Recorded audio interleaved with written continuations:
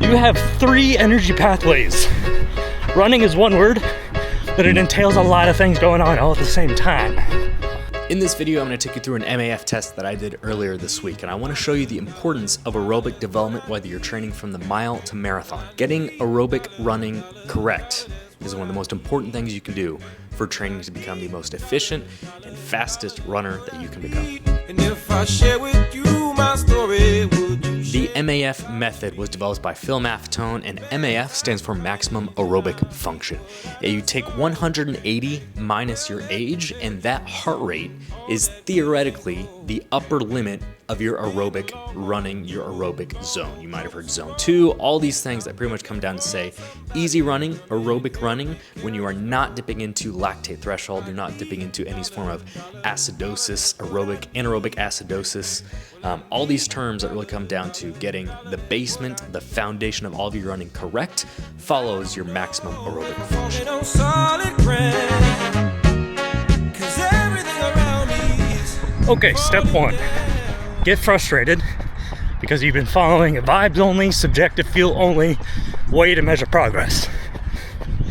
And so you want to up your game and you look into how can I objectively measure aerobic easy running.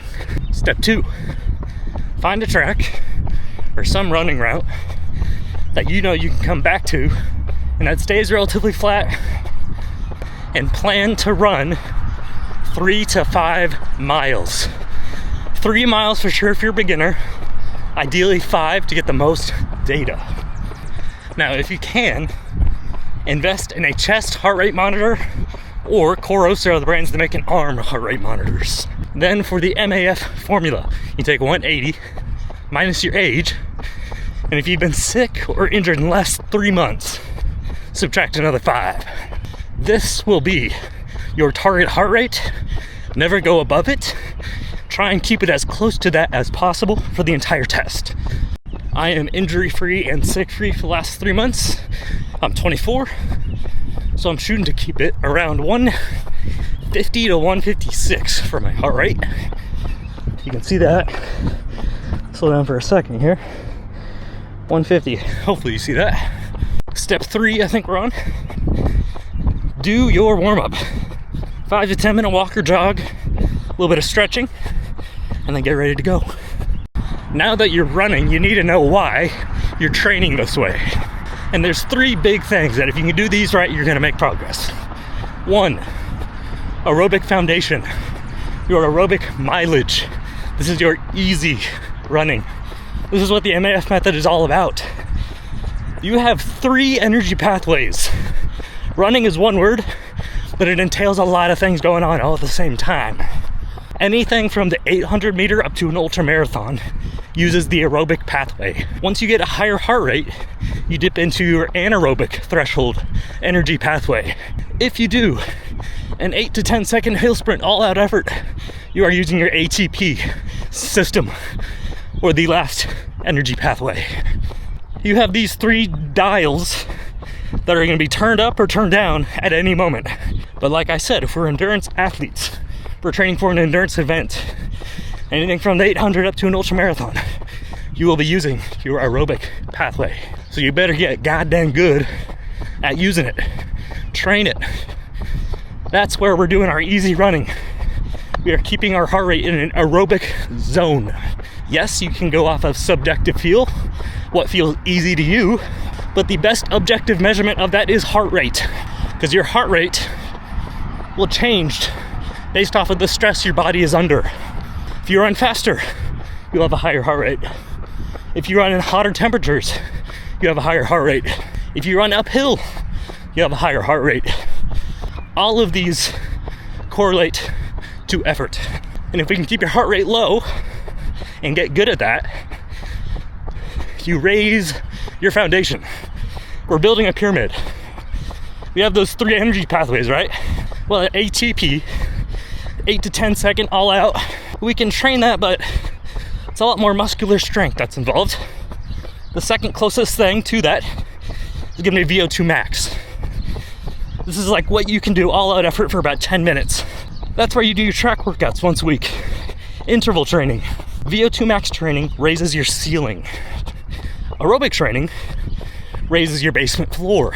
Or, in the comparison of building a pyramid, if you want to build a really tall pyramid, you got to build a wide base before you get tall. So get good at doing a lot of aerobic running, build a wide base that allows your VO2 max and everything else to be much taller. Without the aerobic running, you will forever be limited. This is the bottleneck to most people's training.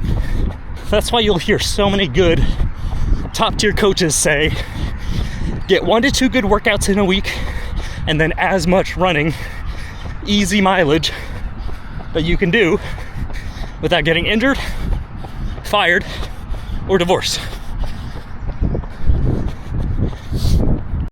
Now you'll also hear the great coaches like Arthur Lydiard say, polarize your training. Hard days hard, easy days easy. Don't get stuck in the middle. Well, before the MAF method, and I think a lot of beginners do this, I kind of run too fast to be aerobic, truly aerobic, but too slow to really be like a threshold workout. And then you get stuck in the valley of mid, and you just miss out on a lot of benefits that if you got a little bit more specific with your training, you'd be making a hell of a lot more progress. So trying the MAF method, maybe just for a month, 2 months, 3 months, is a great tool to really learn. Here's this objective data that makes it easy, what easy running feels like. Once I get really confident with that, then I can kind of go without the heart rate monitor, and I just really know what it feels like. I'm much more competent at that skill of self-awareness, or auto-regulation is the term in the training world. You know your body best, but you got to take time, effort, put in the reps to really learn what it's telling you. Some people are more gifted at this at the beginning, but it is a skill and everyone can learn it. Now, if I was coaching a client and they were a very beginner to running, I would say, this is for most top tier coaches, they recommend this as well. Spend a period just doing some aerobic mileage. Build your foundation. If you want to build a nice house, you want it to last, you want it to be good quality, all comes down to the foundation, right?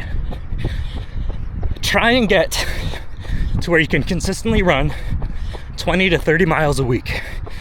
Once you can do that for about a month straight, consistently, then we can really move your training around and get a lot more out of it. Endurance is built over months and years of consistent training. So you gotta make sure, you don't have to be perfect, but you gotta try and avoid making all the mistakes you can. This is a battle of attrition. We're not here to pub stomp the enemy, kick him to the curb. We're just here to outlast and to keep playing the game of endurance training. If you get your aerobic running wrong, there's a surefire way